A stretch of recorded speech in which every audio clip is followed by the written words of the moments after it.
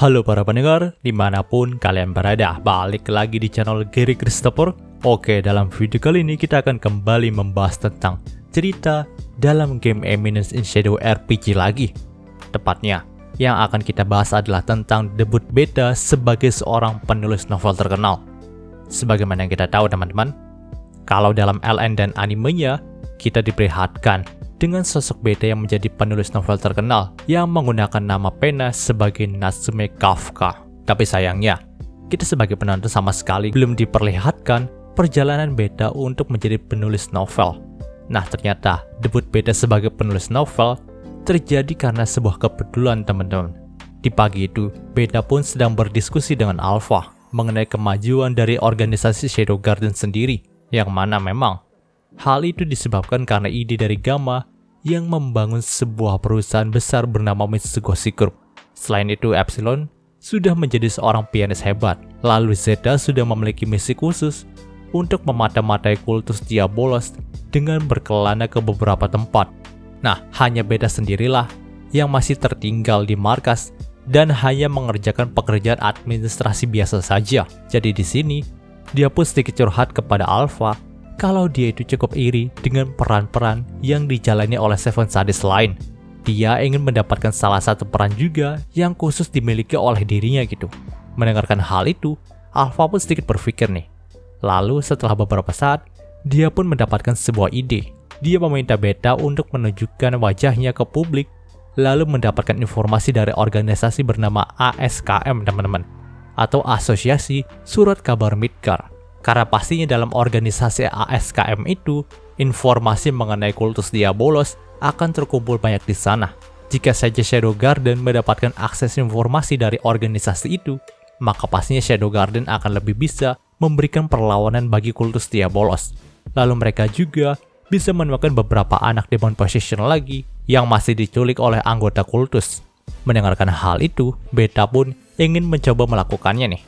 Namun ketika dia sudah sampai di ibu kota Midgar, dia pun masih bingung bagaimana caranya dia bisa masuk ke organisasi ASKM tadi. Karena memang Alpha sendiri hanya berkata kalau Beta harus memikirkan cara untuk bisa keluar masuk dalam gedung organisasi itu, lalu mendapatkan informasi dari mereka. Nah, Beta cuma dikasih instruksi seperti itu aja tanpa diberitahu caranya teman-teman.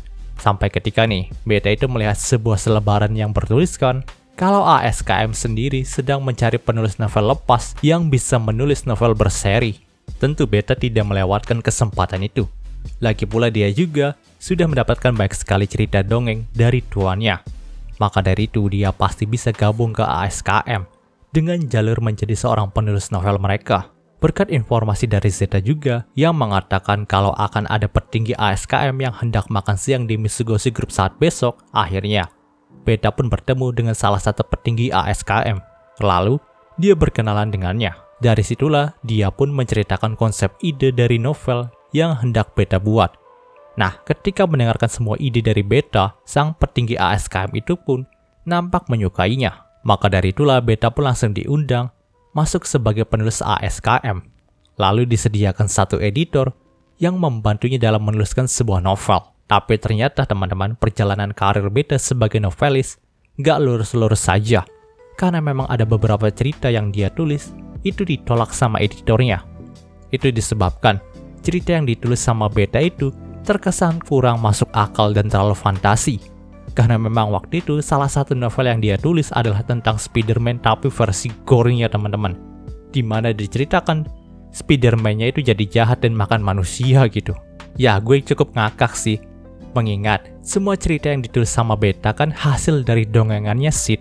Kalau gitu kan, Sid menceritakan Spider-Man pemakan manusia ini sebagai dongeng pengantar tidurnya Beta dong.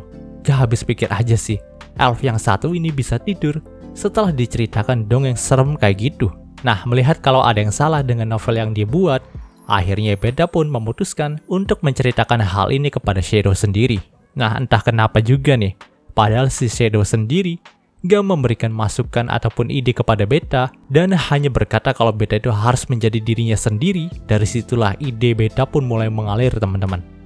Ya, nampaknya obat dari idenya Beta itu cuma ngobrol sama tuannya gitu. Ketika dia mengobrol sama tuannya, dia itu mendapatkan banyak sekali ide untuk ditulis. Lalu selama semalaman, Beta pun mengganti semua cerita tentang Spider-Man pemakan manusia tadi menjadi cerita tentang tuannya, di mana ada seorang kesatria bayangan yang bertingkah cupu dalam kehidupan sehari-hari, padahal ketika sudah malam harinya dia beraksi sebagai penegak keadilan yang membasmi setiap bandit. Dia juga menyelamatkan beberapa gadis yang ditahan oleh bandit, lalu direkrut untuk menjadi jenderal-jenderalnya dalam memerangi kejahatan gitu. Nah, setelah Beta menunjukkan naskah novelnya tadi kepada editornya, sang editor pun langsung senang. Dia berkata, kalau cerita yang ditulis sama Beta atau Natsume ini akan menjadi mahakarya selanjutnya. Dan gak disangka memang benar apa kata editor dari Beta tadi. Novel buatan Beta kali ini yang berjudul Kage no Jitsurukusa sendiri laris di pasaran dan banyak sekali yang minat dengan volume selanjutnya. Ya, entah itu dalam cerita di animenya ataupun dalam dunia nyata, novel Kage no Jitsurukusa sendiri sangat digemari teman-teman. Ya, alurnya itu cukup mind-blowing banget sih. Dari sang author Kage no Jitsurukusa ini, dia sengaja menempatkan cerita kalau Beta lah yang membuat atau menulis cerita novel Kage no Jitsurukusa gitu. Dan ini bisa menjadi alat pemasaran yang menarik sih bagi gue. Dan cerita debut Beta sebagai seorang penulis yang ternyata menulis cerita Kage no Jitsurukusa sendiri berakhir. Oke, mungkin selalu pembahasan singkat untuk debut Beta sebagai penulisnya kali ini. Jika kalian suka video ini, jangan lupa untuk like, komen, dan juga subscribe dan juga share agar gue lebih semangat lagi dalam membuat video dalam channel ini. Terima kasih telah mendengarkan sampai detik ini. Gue Gary Christopher, signing off.